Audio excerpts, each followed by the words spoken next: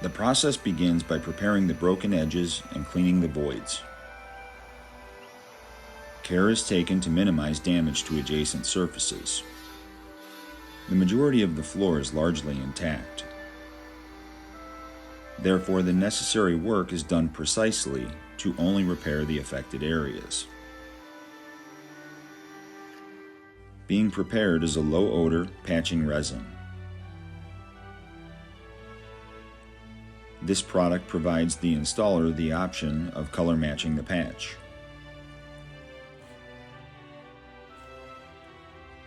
The patching resin is placed into the voids carefully. This is a time-consuming process. The floor contains more than one colored tile. This means more than a one-color patch is necessary.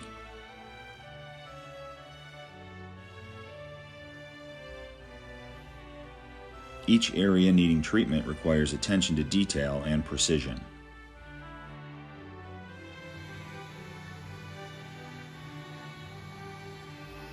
Once the patch has sufficient time to cure, the overfill is sanded.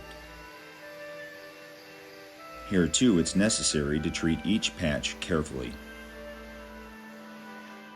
Sanding down the patch does take time, but too aggressive profiling can detract from the final result.